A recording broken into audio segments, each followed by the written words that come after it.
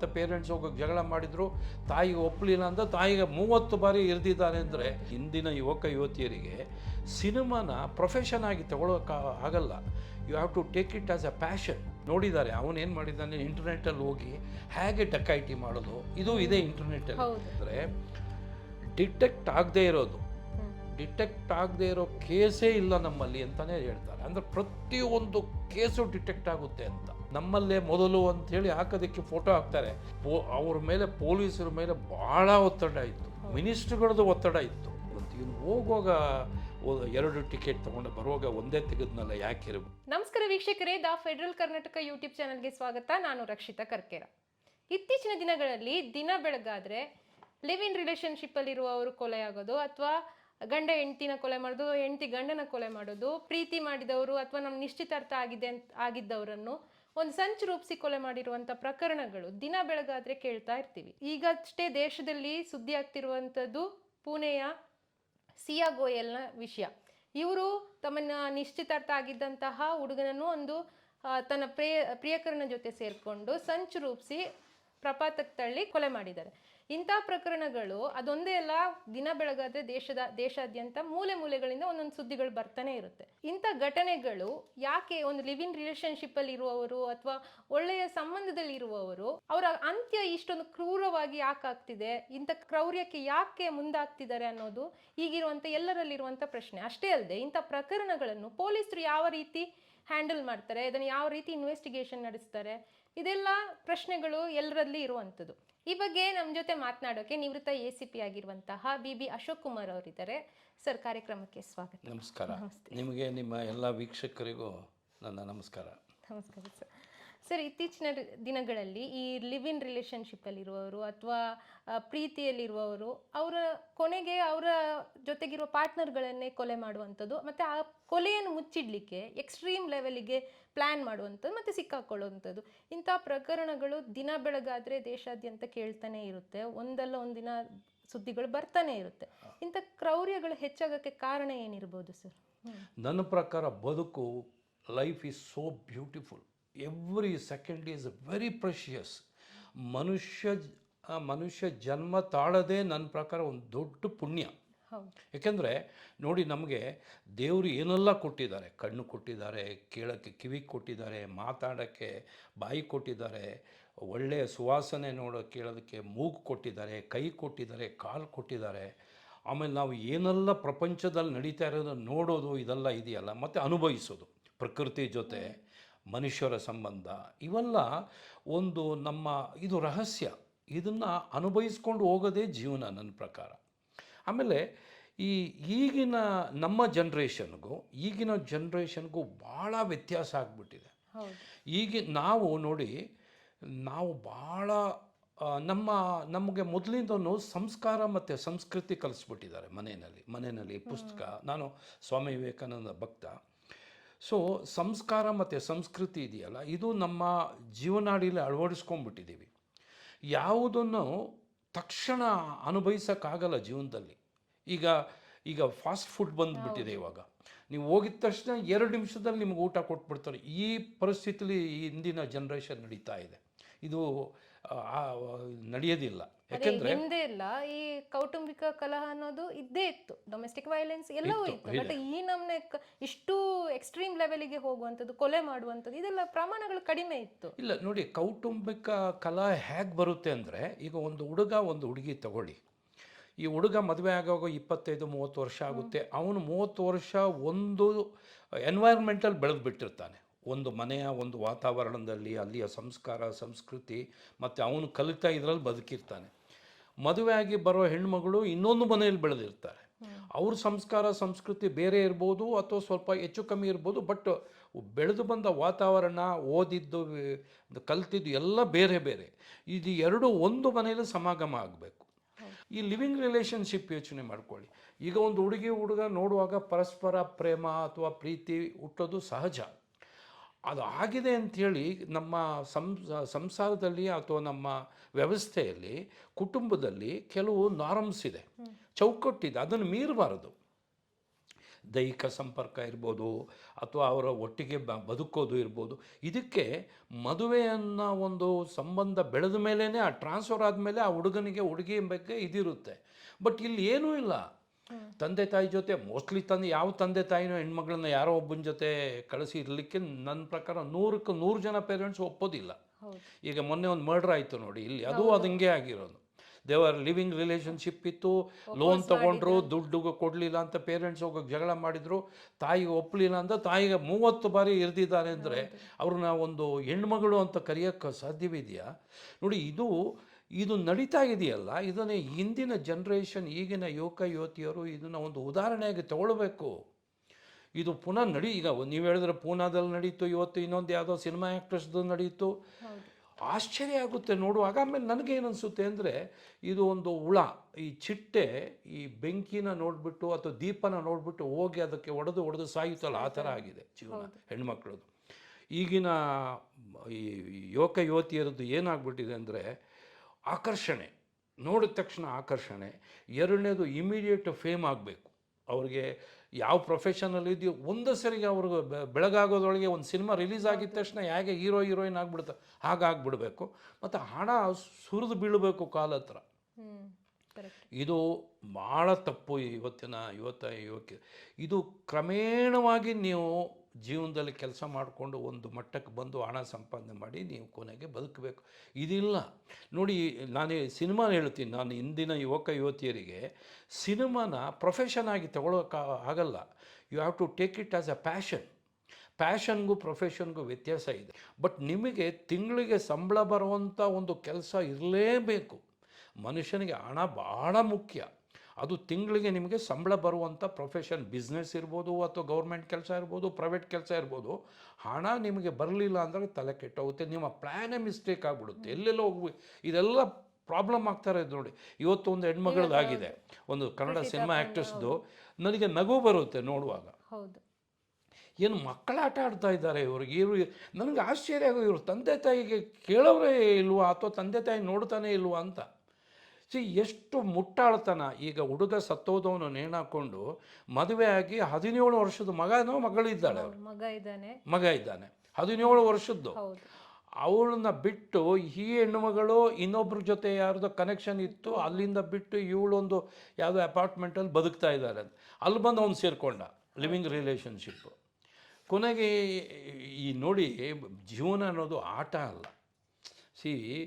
ಜೀವನ ಅನ್ನೋದು ವ್ಯವಸ್ಥಿತವಾಗಿ ನಾವು ಒಂದು ವಿಷನ್ ಇಟ್ಕೊಂಡು ಸಂಪಾದನೆ ಮಾಡಿಕೊಂಡು ಈಗ ಪ್ಲ್ಯಾನ್ ಮಾಡಿಕೊಂಡೇ ಹೋಗಬೇಕೆ ಹೊರತು, ನೀವು ನಿಮ್ಮ ಸಂಪಾದನೆಗಿಂತ ಜಾಸ್ತಿ ಖರ್ಚು ಮಾಡೋಕ್ಕೆ ಹೋದ್ರೂ ಕಷ್ಟ ಇದೆ. ನಿಮ್ಮ ಸಂಪಾದನೆಯಲ್ಲಿ ಬದುಕೋ ಒಂದು ಕಲೆ ಅದು.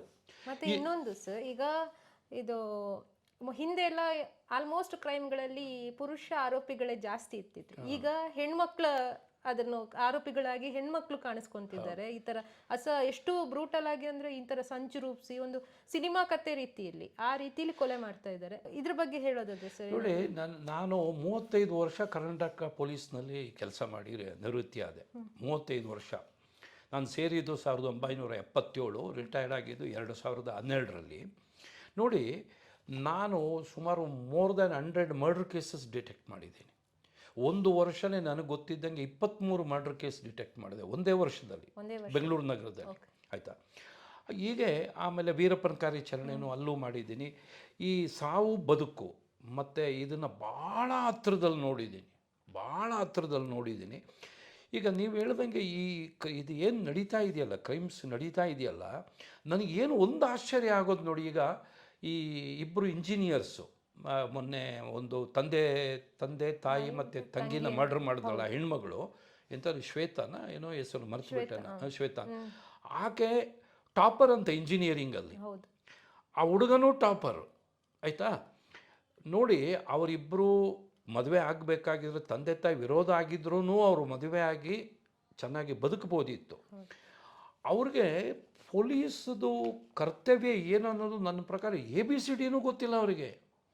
ಅವರು ಟಾಪರ್ ಅಂತ, ಇಂಜಿನಿಯರಿಂಗಲ್ಲಿ ಟಾಪರ್ ಅಂದರೆ ನೋಡಿ, ನೀವು ಬರೀ ಪುಸ್ತಕನ ಓದ್ಕೊಂಡು ಹೋದರೆ ಆಗಲ್ಲ. ನಿಮಗೆ ಸುತ್ತ ನಡೆಯೋ ನೋಡಿ, ಈ ಕಾನೂನು ಅನ್ನೋದು ಇದೆಯಲ್ಲ, ಇದನ್ನು ಪ್ರತಿಯೊಬ್ಬರು ಬೇಸಿಕ್ ಕಾನೂನ ಕಲ್ತಿರಲೇಬೇಕು.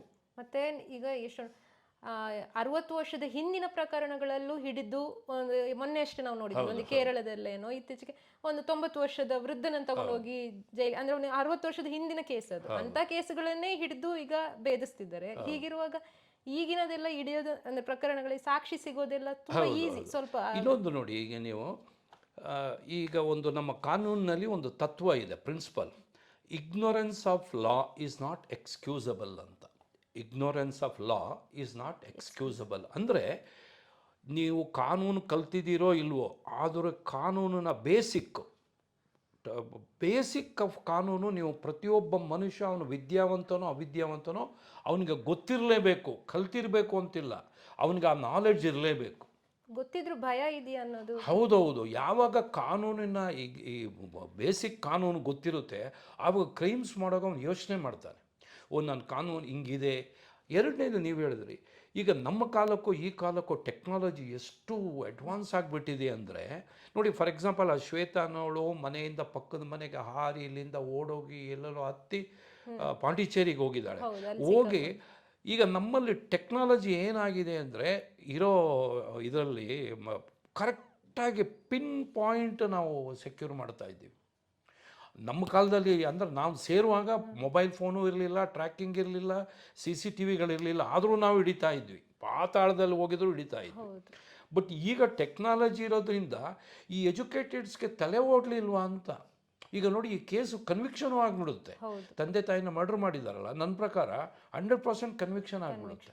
ಏಕೆಂದರೆ they have left lot of ಇದು ಏನು ಹೇಳೋದು ಎವಿಡೆನ್ಸಸ್ಸು, ಮತ್ತು ಆ CCTVನಲ್ಲಿ ಬಂದಿರೋದು ಇದು ಕೋರ್ಟ್ನಲ್ಲಿ ಸ್ಟ್ಯಾಂಡ್ ಆಗಿಬಿಡುತ್ತೆ. ಯಾವ ಡಿಫೆನ್ಸ್ ಲಾಯರು ಅದನ್ನು ಇದು ಮಾಡೋಕ್ಕಾಗಲ್ಲ, ಎಕ್ವಿಟ್ ಮಾಡೋದು ಭಾಳ ಕಷ್ಟ ಇದೆ ಕೇಸಸ್. ಆಮೇಲೆ ಈಗಿನ ಪರಿಸ್ಥಿತಿ ನನಗೆ ನೋಡುವಾಗ ಕಾಲೇಜುಗಳಲ್ಲಿ, ಸ್ಕೂಲ್ಗಳಲ್ಲಿ ಬರೀ ಪುಸ್ತಕದ ಜ್ಞಾನನೇ ಬೋಧನೆ ಮಾಡಿ ಆ ಮಕ್ಕಳನ್ನ ಪಾಸ್ಔಟ್ ಮಾಡಿ ಬಿಟ್ಬಿಡೋದಲ್ಲ ಸಮಾಜಕ್ಕೆ, ಬದುಕಿನ ಪಾಠ ನಮ್ಮಲ್ಲಿ ಮಾರಲ್ ಸೈನ್ಸ್ ಅಂತ ಇತ್ತು. ಬದುಕಿನ ಪಾಠ ಅದನ್ನೇ ಒಂದು ಸಬ್ಜೆಕ್ಟ್ ಮಾಡಬೇಕು. ನಾನು ಸರ್ಕಾರಕ್ಕೆ ಒಬ್ಬ ಪ್ರೊಫೆಷನಲ್ ಪೊಲೀಸ್ ಆಫೀಸರ್ ಆಗಿ ನಾನು ಹೇಳ್ತೀನಿ, ಈ ಸಮಸ್ಯೆನ ನೋಡಿ ಪೊಲೀಸರು ಡಿಟೆಕ್ಟ್ ಮಾಡ್ಬೋದು, ಕನ್ವಿಕ್ಷನ್ ಆಗುತ್ತೆ, ಜೈಲಿಗೆ ಹೋಗ್ತಾರೆ, ಇವೆಲ್ಲ ತಡೆ ಮಾಡೋದಕ್ಕೆ ಕಾಲೇಜು ಮತ್ತು ಸ್ಕೂಲ್ನಲ್ಲಿ ಈ ಮಾರಲ್ ಸಬ್ಜೆಕ್ಟ್, ಈ ಬದುಕಿನ ಪಾಠ ಈಗ ಫಾರ್ ಎಕ್ಸಾಂಪಲ್ ಕಾಲೇಜಿನ ಹೊರಗಡೆ ಬಂದ ತಕ್ಷಣ ಕೆಲಸಗಳು ನೀವು ಓದದೇ ಇದ್ದರೆ ಕೆಲಸ ಸಿಗೋದಿಲ್ಲ, ಕೆಲಸ ಸಿಗದೇ ಇದ್ದರೆ ಬೇಕಾದಷ್ಟು ಉದಾಹರಣೆ ಕೊಡ್ಬೋದು. ಆಮೇಲೆ ಕೆಲವರು ನೋಡಿ ದೋಸೆ ಹಾಕೊಂಡು ಕೋಟ್ಯಾಂತರ ರೂಪಾಯಿ ಸಂಪಾದನೆ ಮಾಡ್ತಿದ್ದಾರೆ. ನಾನು ಅದಕ್ಕೆ ಹೇಳ್ತೇನೆ, ಬೆಂಗಳೂರು ನಗರ ಹೌದು, ಬೆಂಗಳೂರು ನಗರ ಅಕ್ಷಯ ಪಾತ್ರ ಇದ್ದಂಗೆ, ನಾನು ನೋಡ್ದಂಗೆ ಏನೂ ಇಲ್ದಿದ್ದವರು ಮಣ್ಣನ್ನು ಫುಟ್ಪಾತಲ್ಲಿ ಮಾರ್ಕೊಂಡು ಭಾಳ ಶ್ರೀಮಂತರಾಗಿದ್ದಾರೆ. ಆಮೇಲೆ ರಾಜಕೀಯ ಬೇಕಾದಷ್ಟು ವಿಧಾನ ಇದೆ ಬದುಕೋದಕ್ಕೆ. ಬದುಕು ನನ್ನ ಪ್ರಕಾರ ಭಾಳ ಸುಂದರ. ಇವತ್ತಿನ ಯುವತಿಯರಿಗೆ ಗೊತ್ತೇ ಇಲ್ಲ ಜೀವನ. ಇವ್ರದ್ದು ದಿವಸ ನೋಡುವಾಗ TV ಆನ್ ಮಾಡೋಕ್ಕೆ ಭಯ ಆಗೋಂಥ ಪರಿಸ್ಥಿತಿ ಬಂದಿದೆ ನಾನು ಹೇಳಬೇಕಾದ್ರೆ. ಮತ್ತು ನಾನು 4 ಪೇಪರ್ ಓದ್ತೀನಿ ಡೈಲಿ. ಆ ಪೇಪರಲ್ಲಿ ನೋಡುವಾಗ ಇವರು ಈ ಕಾಲೇಜ್ಗಳಲ್ಲಿ ಮತ್ತು ಅಥವಾ ಈಗ ಸಾಫ್ಟ್ವೇರ್ ಇಂಜಿನಿಯರ್ಸ್ಗಳಿಗೆ ಕಾನೂನೇ ಗೊತ್ತಿಲ್ವ ಅಂತ ಅನಿಸ್ತಾ ಇದೆಯಪ್ಪ ನನಗೆ.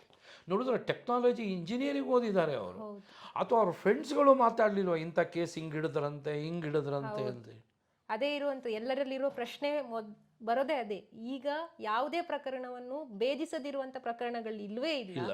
ಹಾಗಿರುವಾಗ ಯಾಕೆ ಯುವಕರಿಗೆ, ಈಗಿನ ಜನರೇಷನ್ಗೆ ಅದ್ರ ಕಾನೂನಿನ ಬಗ್ಗೆ ಭಯ ಇಲ್ಲ, ಮತ್ತೆ ಅರಿವು ಇದ್ರೂ ಯಾಕೆ ಭಯ ಇಲ್ಲ ಅನ್ನೋದು ಇಲ್ಲ. ನನ್ನ ಪ್ರಕಾರ ಅರಿವಿಲ್ಲ, ಅವ್ರಿಗೆ ಓವರ್ ಕಾನ್ಫಿಡೆನ್ಸ್ ಆಗ್ಬಿಟ್ಟಿದೆ. ಅಲ್ಲ, ಕಾನೂನಿನ ಬಗ್ಗೆ ಅರಿವಿಲ್ಲದಿದ್ರು ಈ ತರ ಒಂದು ಪ್ರಕರಣ ಆಗಿದೆ, ಈ ತರ ಅದಕ್ಕೆ ಶಿಕ್ಷೆ ಬೇಯಿಸಿದ್ದಾರೆ ನೋಡಿ. ನಾನು ನೋಡ್ತೀನಲ್ಲ ಇವಾಗ ನೋಡಿ, ಯಂಗರ್ ಜನರೇಷನ್ಸ್ ಹೋಟೆಲು ಪಬ್ಗೆ ಹೋಗಿ ಡ್ಯಾನ್ಸ್ ಮಾಡ್ಕೊಂಡು ಆಟ ಇದು ಕುಣಿದಾಡೋದು ನೋಡುವಾಗ ಅವ್ರ ಬದುಕು ಏನಾಗ್ಬೋದು ಅಂತ ನಾವು ಈಗಲೇ ಹೇಳ್ಬೋದು. ಈಗ ನ್ಯೂ ಇಯರ್ ನೈಟ್ ಆಗುತ್ತಲ್ಲ, ಅವರು ತೂರಾಡ್ಕೊಂಡು ಎತ್ಕೊಂಡು ಹೋಗ್ತಾರೆ ಹೆಣ್ಮಕ್ಳು ಗಂಡು ಮಕ್ಕಳು ನೋಡುವಾಗ ಅವ್ರ ಭವಿಷ್ಯ ಏನಾಗ್ಬೋದು ಅಂತ ಆಶ್ಚರ್ಯ ಆಗ್ತಾ ಇದೆ. ಇದು ಒಂಥರ ಈ ನೀರಿನ ಮೇಲೆ ಗುಳ್ಳೆ ಇದ್ದಂಗಿದೆ ಅವ್ರ ಜೀವನ. ಅವ್ರದ್ದು ಯಾರೂ ನನ್ನ ಪ್ರಕಾರ 80-90 ವರ್ಷ ಬದುಕಲಿಕ್ಕಿಲ್ಲ, ಒಳ್ಳೆ ಜೀವನ ಮಾಡಲಿಕ್ಕಿಲ್ಲ.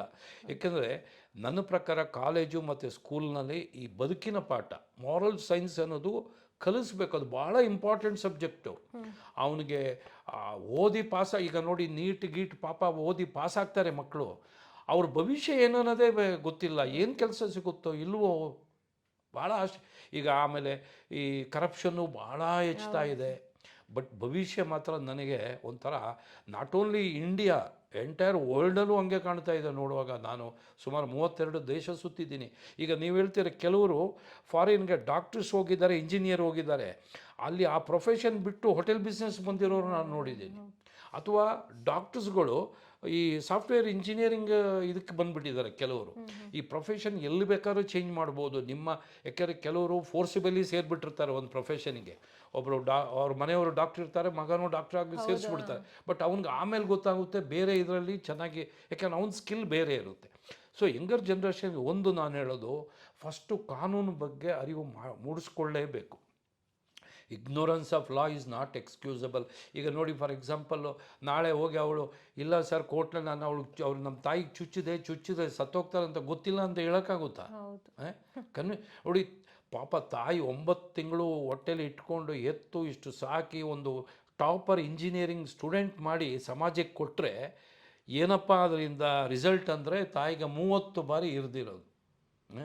ಇದು ಇಂದಿನ ಯಂಗರ್ ಜನ್ರೇಷನ್ಸು ಇದನ್ನು ಕಂಡುಬಿಟ್ಟು ನೋಡಬೇಕು, ಕೇಳಬೇಕು. ಇದರ ಕಾನೂನು ಏನಾಗುತ್ತೆ, ನಮ್ಮ ಜೀವನನೂ ಹಿಂಗಾಗುತ್ತೆ ಅನ್ನೋದು ನನ್ನ ಪಾಠ ಕಲಿಬೇಕು ಇದರಿಂದ ಅಂತ ಅನಿಸುತ್ತೆ. ಸರ್, ಈಗ ನೀವು ಹೇಳಿದ್ರಿ ಕಾನೂನಿನ ಬಗ್ಗೆ ಅರಿವಿಲ್ಲ ಅಂತ. ಈ ಕಾನೂನಿನ ಬಗ್ಗೆ ಅರಿವನ್ನು ಯುವಕರಲ್ಲಿ ಹೇಗೆ ಮೂಡಿಸಬೇಕು? ನೋಡಿ, ಕಾನೂನಿನ ಬಗ್ಗೆ ಅವರು ಓದೋದ್ರಲ್ಲೇ ಬಂದುಬಿಡುತ್ತೆ. ಫಾರ್ ಎಕ್ಸಾಂಪಲ್ ನೋಡಿ, ಇವತ್ತು ಕ್ರೈಮ್ಸು ನಡೀತಾ, ಕೆಲವು ಕ್ರೈಮ್ಸ್ ಹೆಂಗಾಗ್ತಿದೆ ಅಂತ ಹೇಳಿದ್ರೆ ನೋಡಿ, ನಿನ್ನೆ ಪಾಪ 4 ಜನ ಒಂದು ಫ್ಯಾಮಿಲಿಯವರು ಹೋಗಿ ಮುತ್ತತ್ತಿದ್ದೇ ಮುಳುಗೋಗಿದ್ದಾರೆ. ಅದು ನೋಡುವಾಗ ಒಂದು ಪೊಲೀಸರು ಅಲ್ಲಿ ಬೋರ್ಡಲ್ಲಿ ಹಾಕಿ ಎಲ್ಲ ಮಾಡಬೇಕು. ಬಟ್ ಆ 4 ಹೆಣ್ಣುಮಕ್ಕಳು ಅದರ ಆಳ ಎಷ್ಟಿದೆ ಅಂತ ಗೊತ್ತೇ ಇಲ್ಲ. ಅದು ಕಾವೇರಿ ಹೊಳೆ ಆಳ ಎಷ್ಟು ಅದು ನೋಡಿ, ನೀರು ತುಂಬಿದಾಗ ನಮಗೆ ಕಾಣುತ್ತೆ ನೆಟ್ಟಿಗಿದೆ, ಅಲ್ಲಿ ವಿಪರೀತ ಇದು ಎರೋಷನ್ ಆಗಿ ಕೆಲವು ಕಡೆ ವಿಪರೀತ ಗುಂಡಿ ಇರುತ್ತೆ. ಅವನು ಯಾರೋ ಫೋಟೋ ತೆಗಿಯೋನಿಗೆ ತಲೆ ಓಡಲಿಲ್ವ ಅಲ್ಲಿ ಮುಳುಗ್ತೆ. ಹಂಗೆ ನೀರಿನಲ್ಲಿ ಆಟ ಆಡಬೇಕು ಅಂದರೆ ಬೆಂಗಳೂರು ನನಗೆ ಎಷ್ಟೊಂದು ಸ್ವಿಮ್ಮಿಂಗ್ ಪೂಲ್ಗಳಿದೆ. ಈಗಂತೂ ರೆಸಾರ್ಟ್ಗಳಲ್ಲಿ ಎಲ್ಲದರಲ್ಲೂ ತುಂಬಿ ಅಲ್ಲಿ ಬಂದು ಆಟ ಆಡ್ಬೋದಲ್ಲ. ಆ ಗುತ್ತು ಕೋರಿ ಇಲ್ಲದವರು ಒಂದು ಕೆರೆ ಇದರಲ್ಲಿ ಹೊಳೆಯಲ್ಲಿ ಹೋಗಿ ಕಾವೇರಿ ಹೊಳೆಯಲ್ಲಿ ಮುಳುಗಿಸಿ ಇದಾಗಿರೋದು ಎಷ್ಟು ಅದು ಆ ಮಗು ಒಂದು ಉಳ್ಕೊಂಡ್ಬಿಟ್ಟಿದೆ. ಅವನು ಹೇಳ್ತಾನೆ ಆ ತಂದೆ, ನಾನು ಮೊಬೈಲ್ ಫೋನು ಮತ್ತು ಇದನ್ನೆಲ್ಲ ಆ ಮಗು ಕೈಲಿ ಕೊಟ್ಟು ಇವನು ಹೋಗಿದ್ದಾನೆ ಸೇವ್ ಮಾಡೋಕ್ಕೆ. ಇವನು ಯಾರೋ ಬೆಸ್ತರು ಇವ್ರು ಮೀನು ಹಿಡಿಯೋರು ಅವನ್ನ ಉಳಿಸಿರೋದು ತಂದೆ, ಇಲ್ಲ 5 ಜನ ಹೊರಟೋಗ್ತಾ ಇದ್ದಾರೆ. ಇದು ಕಾನೂನಿನ ಅರಿವು ಇವರಿಗೆ. ಪೇಪರ್ ಓದಬೇಕು, ಟಿವಿ, ಈಗ ನೋಡಿ ಮಾಧ್ಯಮ ಅಂತೂ ಡೈಲಿ ನೀವು ತೋರಿಸ್ತಾ ಇರ್ತೀರ. ಅದು ಸುಮ್ಮನೆ ಸಿನಿಮಾ ನೋಡೋದು ಬಿಟ್ಬಿಟ್ಟು ಇದನ್ನಾದರೂ ನೋಡಿದ್ರೆ ಸ್ವಲ್ಪನಾದರೂ ಕಾನೂನಿನ ಅರಿವು ಬರುತ್ತೆ ನನ್ನ ಪ್ರಕಾರ. ಆಮೇಲೆ ಎಸ್ಪೆಷಲಿ ಸ್ಕೂಲು ಕಾಲೇಜಲ್ಲಿ ಮಕ್ಕಳಿಗೆ ಬೇರೆ ಇದರ ಬದಲು ಇದನ್ನು ಅವ್ರಿಗೆ ತಲೆಗೆ ತುಂಬಬೇಕು ಕಾನೂನು. ಈಗ ಪೊಲೀಸ್ಗೆ ನೋಡಿ, ಈಗ ನೀವು ಪತ್ತೆ ಆಗದೇ ಇರೋ ಉಳಿದಿರೋ ಕೇಸನ್ನು 1-2 ಎಕ್ಸಾಂಪಲ್ ಕೊಡೋಕ್ಕಾಗದೇ ಇರೋಷ್ಟು ಡಿಟೆಕ್ಷನ್ಸ್ ಆಗ್ತಾಯಿದೆ ಇವತ್ತು. ನಮ್ಮ ಜನ್ರೇಷನಲ್ಲಿ ಆಗ್ತಿರಲಿಲ್ಲ. ಭಾಳ ನನಗೆ ಇವತ್ತು ಗೊತ್ತಿದೆ, ಎಷ್ಟೋ ಕೇಸ್ಗಳನ್ನ ನಾವು ಭಾಳ ಹತ್ತಿರಕ್ಕೆ ಹೋಗಿ ಕೊನೆಗೆ ನಿಂತೋಯ್ತು, ನಮಗೆ ಮುಂದೆ ಡಿಟೆಕ್ಟ್ ಮಾಡೋಕ್ಕಾಗಲಿಲ್ಲ. ಬಟ್ ಇವತ್ತು ಈ ಟೆಕ್ನಾಲಜಿಯಿಂದ ಪ್ರತಿಯೊಂದು ಕೇಸ್ ಡಿಟೆಕ್ಟ್ ಆಗ್ತಾಯಿದೆ. ಆಶ್ಚರ್ಯ ಆಗುತ್ತೆ ಈ ಟೆಕ್ನಾಲಜಿ ಎಲ್ಲಿವರೆಗೆ ಬಂದುಬಿಟ್ಟಿದೆ ಅಂಥೇಳಿ. ಆಮೇಲೆ ಪ್ರೂವ್ನೂ ಮಾಡ್ಬೋದು. ಪ್ರೂವ್ ಮಾಡೋದಕ್ಕೆ ಟೆಕ್ನಾಲಜಿ, ಫಾರ್ ಎಕ್ಸಾಂಪಲ್ ನೋಡಿ, ಈಗ ಈ ಬ್ಲಡ್ ಸ್ಟೇನ್ಸ್ ಇದೆಯಲ್ಲ, ಈ ಬ್ಲಡ್ ಸ್ಟೇನ್ಸ್ ನೋಡಿ, ಆ ಬ್ಲಡ್ ಗ್ರೂಪು ಮತ್ತು ಇದನ್ನು ಎಫ್ ಎಸ್ ಎಲ್ ಎಷ್ಟು ಟೆಕ್ನಾಲಜಿ ಮುಂದುವರೆದು ಬಿಟ್ಟಿದೆ ಅಂದರೆ, ಆ ಮನುಷ್ಯ ಧರಿಸ್ಕೊಂಡಿದ್ದ ವ್ಯಕ್ತಿಯ ಬೆವರು ಮತ್ತು ಅವರ ಕೂದಲು ಎಲ್ಲ ಟ್ರೇಸ್ ಆಗಿಬಿಡುತ್ತೆ. ಆ ಬಟ್ಟೆ ನಂದಲ್ಲ ಅಂತ ಹೇಳೋಕ್ಕಾಗಲ್ಲ ಕೋರ್ಟ್ನಲ್ಲಿ. ಆಮೇಲೆ ಈ ಕೇಸಸ್ ಕನ್ವಿಕ್ಷನ್ಗೆ 100% ಆಗಲೇಬೇಕು, ಯಾಕಂದರೆ ತನಿಖೆ ಅಷ್ಟು ಚೆನ್ನಾಗಾಗ್ತದೆ. ಇವೆಲ್ಲ ಇಂದಿನ ಯುವತಿಯರಿಗೆ ತಲೆಗೆ ಹೋಗಬೇಕು. ಈ ಲಿವಿಂಗ್ ರಿಲೇಷನ್ಶಿಪ್ ಈಗ ಅದು ಎಬ್ರಾಡಿನ್ ಕಲ್ಚರ್ ಬಂದಿರೋದು, ನಮ್ಮ ಭಾರತ ಸಂಸ್ಕೃತಿ ಎಲ್ಲ ಇದು. ಮತ್ತು ಇನ್ನೊಂದು ಸರ್, ಈಗ ತುಂಬ ಒಂದು ಇದರಲ್ಲಿ ಇಂಥ ಪ್ರಕರಣಗಳು ಬಂದಾಗ ಫಸ್ಟಿಗೆ ಬರುವಂಥ ಒಂದು ಆಪದನೇನು ಅಂದರೆ, ಈ ಟಿ ವಿಯಲ್ಲಿ ಬರುವಂಥ ಕೆಲವೊಂದು ಶೋಗಳಿರ್ಬೋದು ಅಥವಾ ಈ ವೆಬ್ ಸೀರೀಸ್ಗಳು, ಅದನ್ನಿಂದ ತುಂಬ ಕೇಸ್ಗಳಲ್ಲಿ ನಾವು ನೋಡಿರ್ತೀವಿ. ವೆಬ್ ಸೀರೀಸಿಂದ ಇನ್ಸ್ಪೈರ್ ಆಗಿ ನಾನು ಮಾಡಿದೆ ಅಂತ ಹೇಳ್ತಾನೆ ಅವನು ಮಾಡಿದವನು, ಕೊಲೆ ಮಾಡಿದವನು. ಇದನ್ನು ಎಲ್ಲರೂ ಹೇಳ್ತಾರೆ, ಆಗ ಹೇಳ್ತಾರೆ ಈ ವೆಬ್ ಸೀರೀಸ್ಗಳನ್ನ ಬ್ಯಾನ್ ಮಾಡಬೇಕು ಅಂತೆಲ್ಲ ಹೇಳ್ತಾರೆ. ಇದನ್ನು ಯಾವ ರೀತಿಯಾಗಿ ಒಂದು ಕಂಟ್ರೋಲ್ ಮಾಡ್ಬೋದು ಸರ್ಕಾರ? ಇದನ್ನು ಏನು ಮಾಡಬೇಕು ಈ ಥರದ ಇದನ್ನು ಇರಬೇಕಾದ್ರೆ? ನೋಡಿ, ಒಂದು ಇದು ನಮ್ಮ ಕಾಲದಲ್ಲೂ ಇತ್ತು, ಸಿನಿಮಾಗಳ ಇನ್ಸ್ಪಿರೇಷನ್ ಆಗಿ ಭಾಳಷ್ಟು ಕೇಸಸ್ ಮಾಡಿರೋದು ಬರ್ತಾನೇ ಇದೆ. ಬಂದರೆ ಅದು ಅಜ್ಞಾನ ಅಷ್ಟೇ ನನ್ನ ಪ್ರಕಾರ. ಈಗ ವೆಬ್ ಸೀರೀಸ್ ನೋಡಿದಾಗ ಈಗ ಅವ್ರಿಗೆ ಅಜ್ಞಾನ ಏನಂದರೆ, ಈಗ ಫಾರ್ ಎಕ್ಸಾಂಪಲ್ ನೋಡಿ, ಈಗ ಒಬ್ಬ ಪೊಲೀಸು ಹೆಡ್ ಕಾನ್ಸ್ಟೇಬಲ್ ಸೇರಿ ಒಂದು ಡಕಾಯಿತಿ ಆಯಿತು, ಬ್ಯಾಂಕಿಂದ ಕೋಟಿಗಟ್ಟಲೆ ದುಡ್ಡು ಆಯಿತು. ಅದು ಅವನ್ನ ನೋಡಿದ್ದಾರೆ, ಅವನೇನು ಮಾಡಿದ್ದಾನೆ, ಇಂಟರ್ನೆಟ್ಟಲ್ಲಿ ಹೋಗಿ ಹೇಗೆ ಡಕಾಯಿತಿ ಮಾಡೋದು ಇದು ಇದೆ ಇಂಟರ್ನೆಟ್ಟಲ್ಲಿ. ಬಟ್ ಅವನು ಬರೀ ಮಾಡೋ ವಿಧಾನ ಮಾತ್ರ ಕಲಿತಾ ಹೊರತು ಈ ಮಾಡಿರೋ ಕೇಸು ಡಿಟೆಕ್ಟ್ ಆಗಿದೆಯೇ ಇಲ್ಲ ಅಂತ ಹೋಗಿದ್ರೆ ಗೊತ್ತಾಗ್ಬಿಡ್ತಿತ್ತು ಅವನಿಗೆ. ಈಗ ಹೇಗೆ ಅಂದರೆ, ಬೆಂಕಿ ಈಗ ಒಂದು ದೀಪ ಉರಿತಾ ಇರುತ್ತೆ, ಈ ಒಂದು ಮಗು ಏನು ಮಾಡುತ್ತೆ, ಅದು ಗೊತ್ತಿರಲ್ಲ ಅದು ಸುಡುತ್ತೆ ಅಂತ. ಈಗ ಕೈ ಹತ್ರ ಹೋದಾಗ ಸುಡುವಾಗ ಕೈ ಹಿಂದ್ಗಡೆ ತಗೊಳುತ್ತೆ, ಅಂದರೆ ಅದು ಗೊತ್ತಾಗುತ್ತೆ ಅದು ಅಲ್ಲಿ ಬಿಸಿ ಇದೆ, ಮುಟ್ಟಿದ್ರೆ ಕೈ ಸುಡುತ್ತೆ ಅಂತ. ಇವನೇನು ಮಾಡಿದ, ಇಂಟರ್ನೆಟ್ಟಲ್ಲಿ ಈಗ ನೀವು ಹೇಳ್ದಂಗೆ ವೆಬ್ ಸೀರೀಸನ್ನು ನೋಡ್ತಾರೆ, ಬರೀ ಆ ಪ್ರೋಸ್ ನೋಡ್ತಾರೆ, ಅಂದರೆ ಮಾಡುವ ವಿಧಾನ ಮಾತ್ರ ನೋಡ್ತಾರೆ. ಆ ವಿಧಾನ ಮಾಡಿ ಅವನ್ನ ಪೊಲೀಸ್ ಹಿಡಿದ್ರಾ ಇಲ್ವಾ ಅನ್ನೋದು ತಿಳ್ಕೊಳ್ಳಲ್ಲ ಅವನು. ಅದನ್ನು ನೋಡ್ಕೊಳ್ಬೇಕು. ಯಾಕೆಂದರೆ ನೀವು ಇಂಟರ್ನೆಟ್ಟಲ್ಲಿ ಹೋದರೆ ಡಿಟೆಕ್ಷನ್ಸ್ ಕೆಲವು ಕೇಸ್ಗಳು ಆಗಿದೆ ನೋಡಿದ್ರೆ ಆಶ್ಚರ್ಯ ಆಗುತ್ತೆ. ಟೆಕ್ನಾಲಜಿ ಅಂತೂ ಈ ನನ್ನ ಪ್ರಕಾರ ನನಗೆ ಫಸ್ಟ್ ಅದೇ ಯೋಚನೆ ಮಾಡೋದು, ಇವ್ರಿಗೆ ತಲೆ ಓಡಲಿಲ್ವಾ ಇದು ಮಾಡುವಾಗ, ನಾವು ಸಿಕ್ಕಾಕೊಳ್ತೀವಿ ಅಂತ. ಅವಿದ್ಯಾವಂತರಾದರೆ ಪರವಾಗಿಲ್ಲ, ಅಟ್ಲೀಸ್ಟ್ ಅವ್ರಿಗೆ ಆ ಫಿಟ್ ಆಫ್ ಆ್ಯಂಗರಲ್ಲಿ ಮಾಡಿರ್ಬೋದು ಅಂತ. ಓದಿರೋರಿಗೆ ಪ್ರತಿಯೊಂದು ಜ್ಞಾನ ಇರಬೇಕಲ್ಲ ಅವರಿಗೆ. ಮತ್ತು ಇನ್ನೊಂದು ಸರ್, ಇಂತಹ ಪ್ರಕರಣಗಳಲ್ಲಿ ಪೊಲೀಸರ ಆರಂಭಿಕ ತನಿಖೆ ಹೇಗಿರುತ್ತೆ? ಇದನ್ನು ಈ ಥರ ಆದಾಗ ಹೇಗಿರುತ್ತೆ ಅಂದರೆ, ಈಗ ಒಂದು ಪುಣ್ಯದೇ ಎಕ್ಸಾಂಪಲ್, ಅವಳು ಫಸ್ಟಿಗೆ ಏನು ಮಾಡಿದ್ಲು ಅಂದರೆ, ಅದನ್ನೊಂದು ಅವನು ಅಕಸ್ಮಾತ್ತಾಗಿ ಬಿದ್ದುಬಿಟ್ಟು ಅವ್ನು ಸತ್ತೋದ ಅಂತ ಬಿಂಬಿಸ್ಲಿಕ್ಕೆ ನ್ಯಾಚುರಲ್ ಆಗಿ ನಾವೇನು ಮಾಡಿಲ್ಲ ಅನ್ನೋ ರೀತಿಯಲ್ಲಿ ಬಿಂಬಿಸಕ್ಕೆ ಟ್ರೈ ಮಾಡ್ತಾರೆ. ನಂತರ ಅದು ಅಲ್ಲಿ ಇದೆಲ್ಲ ಪೊಲೀಸರು, ಅಲ್ಲಿ ಸ್ಥಳೀಯ SP ಗೆ ಅನುಮಾನ ಬಂದು ಇದೆಲ್ಲ ಕೇಸ್ ಪತ್ತೆ ಆಗುತ್ತೆ. ಹಾಗಿರುವಾಗ ಈ ಥರ ಪ್ರಕರಣಗಳಲ್ಲಿ ಪೊಲೀಸರು ಯಾವ ರೀತಿ ಸ್ಟಾರ್ಟಿಂಗಲ್ಲಿ ಅವರ ತನಿಖೆ ಯಾವ ರೀತಿ ಶುರು? ನೋಡಿ, ಫಸ್ಟ್ ಪೊಲೀಸಿಗೆ ಸಸ್ಪೆಕ್ಟ್ ಆಗಲಿಕ್ಕಿಲ್ಲ. ಬಟ್ ಏನಾಗಿದೆ, ನಾನು ಓದಿರೋ ಇದು ನ್ಯೂಸ್ ಪೇಪರಲ್ಲಿ, ಅವಳು ಮೊದಲು 2 ಅಟೆಂಪ್ಟ್ ಮಾಡಿ ಫೇಲ್ ಆಗಿದ್ದಾಳೆ, ಇದು 3ನೇದು ಸಕ್ಸಸ್ ಆಗಿರೋದು. 2 ಸರಿನೂ ಬೇರೆ ವಿಧಾನದಲ್ಲಿ ಅವನ್ನ ಮರ್ಡರ್ ಮಾಡೋಕ್ಕೆ ಟ್ರೈ ಮಾಡಿದ್ದಾರೆ. ಇವರು ಇಬ್ಬರು ಮೊದಲು ಅವರಿಗೆ ಲವಿಂಗ್ ಈಚ್ ಅದರ್ ಬೋತ್, ಅದೇ ಈಗ ಇಬ್ಬರು ಇವರು ಲವರು ಮತ್ತು ಈ ಹುಡುಗಿ ತಂದೆ ತಾಯಿ ಏನು ಮಾಡಿದ್ರು, ಇನ್ನೊಬ್ಬ ಹುಡುಗನಿಗೆ ಎಂಗೇಜ್ ಮಾಡಿಬಿಟ್ರು, ಕೇತನ್. ಆಮೇಲೆ ತಮಾಷೆ ನೋಡಿ, ಅಲ್ಲಿ 42 ಡಿಗ್ರಿ. ನಾನು ಆ ಸ್ಥಳಕ್ಕೆ ಹೋಗಿದ್ದೀನಿ, ಪೂನಾ ಹತ್ರ ಇದೆಯಲ್ಲ, ಅಲ್ಲಿ ಒಂದು ಇದಿದೆ, ಭಾಳ ದೊಡ್ಡ ರೆಸಾರ್ಟ್ ಇದೆ, ನಾನು ಅಲ್ಲಿಗೆ ಹೋಗಿದ್ದೆ.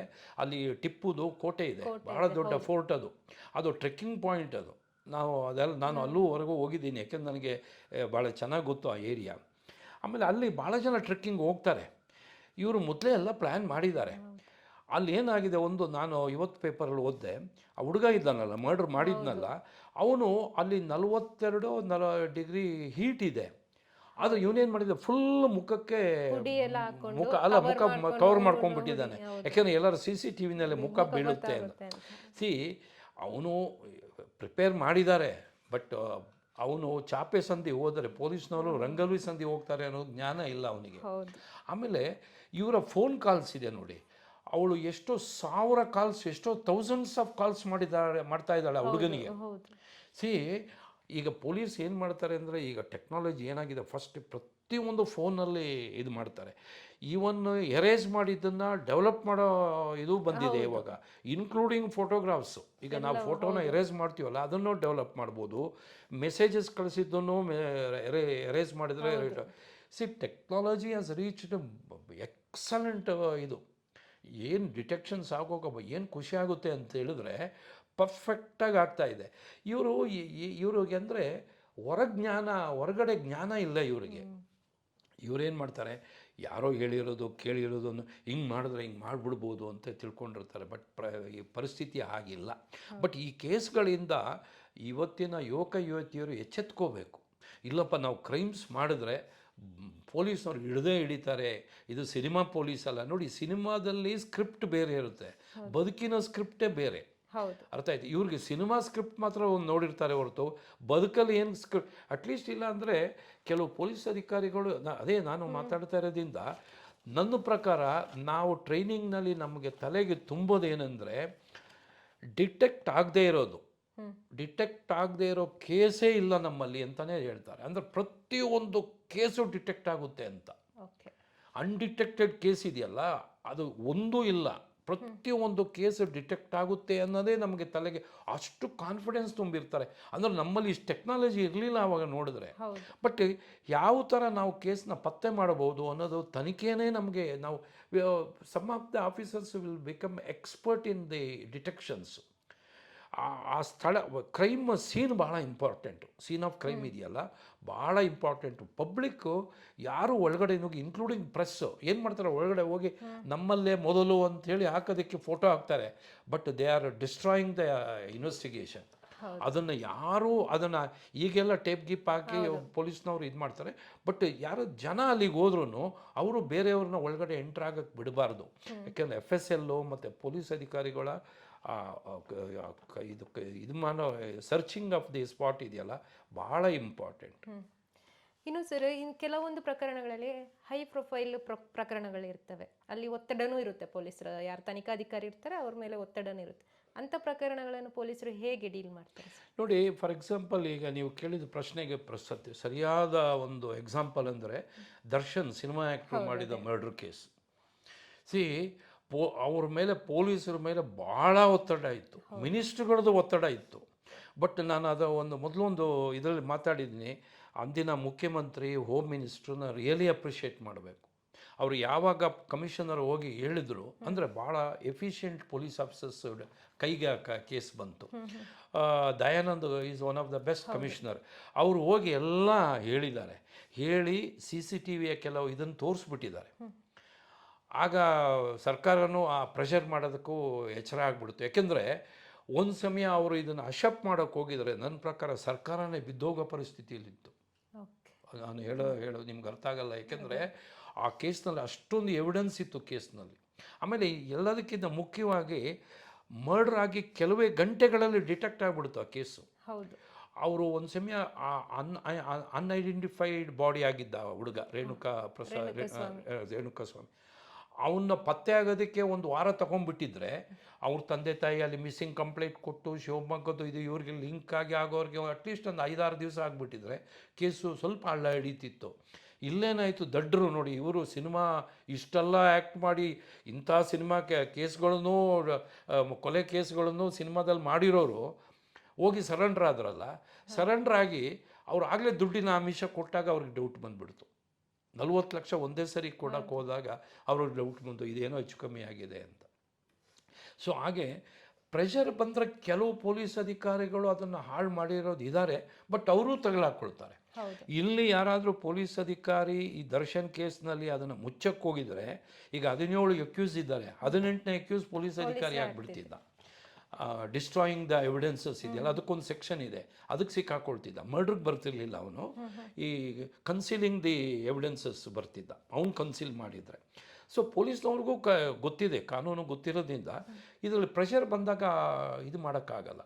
ಈಗ ನಮ್ಮಲ್ಲಿ ಕೆಲವು ಕೇಸ್ ಬಂದಿದೆ, ಆಗ ಪೊಲೀಸ್ ಅಧಿಕಾರಿ ಹೇಳ್ತಾರೆ, ಇಲ್ಲ ಸರ್ ನಾನು ಹೀಗೆ ಮಾಡೋದು, ಇದು ಸತ್ಯ ಹಿಂಗಿದೆ, ನೀವು ಹಾಗೆ ನನ್ನನ್ನು ಪ್ರೆಷರ್ ಮಾಡೋದ್ರೆ ನೀವು ಬೇರೆಯವ್ರಿಗೆ ಕೊಡಿ ಅಂತ ಹೇಳೋ ಅಧಿಕಾರಿಗಳನ್ನು ನಾನು ನೋಡಿದ್ದೀನಿ. ಅವ್ರು ತಗೊಳ್ಳಿಲ್ಲ ಕೇಸು, ಬೇರೆಯವರು ಮಾಡಿ ಅವ್ರು ತಗಲಾಕೊಂಡ್ರು. ಆಮೇಲೆ ದೇ ಸ್ಪಾಯ್ಲ್ಡ್ ದೇರ್ ಕೆರಿಯರ್.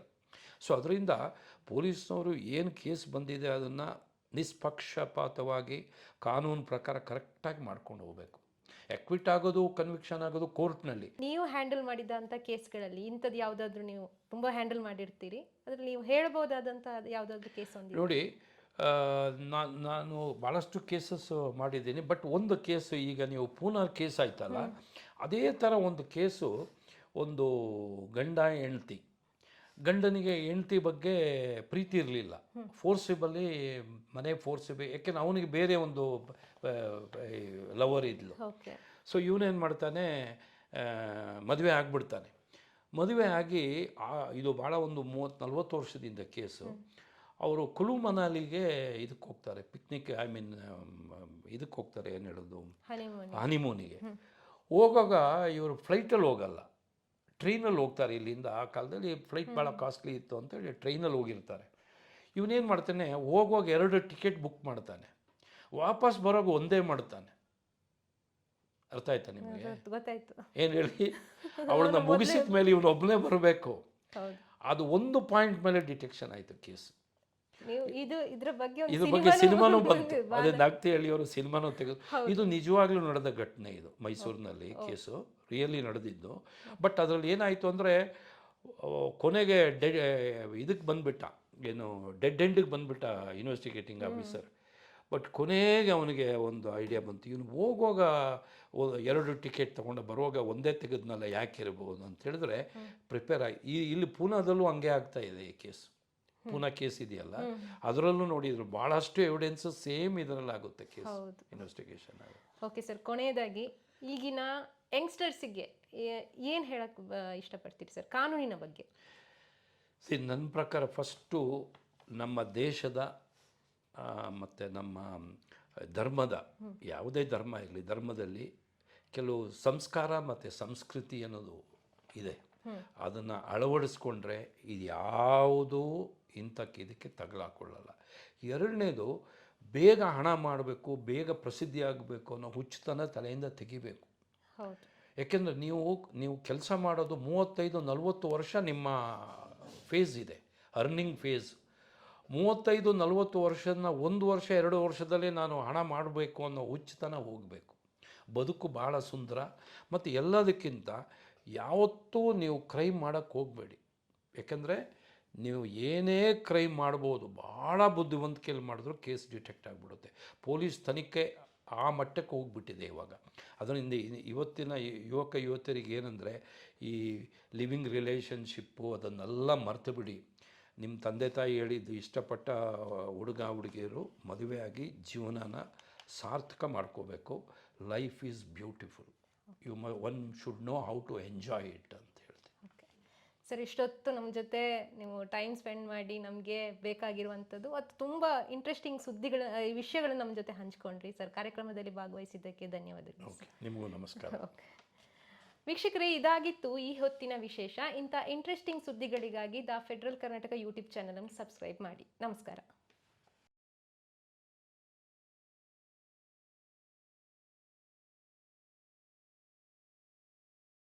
ಹೆಚ್ಚಿನ ಸುದ್ದಿ ಅಪ್ಡೇಟ್ಗೆ ಈಗಲೇ the federal Karnataka YouTube page ಅನ್ನು ಸಬ್ಸ್ಕ್ರೈಬ್ ಮಾಡಿ.